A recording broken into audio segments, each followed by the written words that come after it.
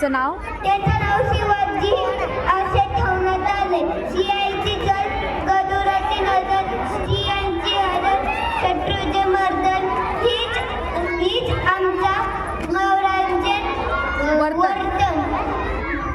हीच आमच्या हीच आमच्या शिवरायांची शिकवण. जय भवानी, जय शिवाजी.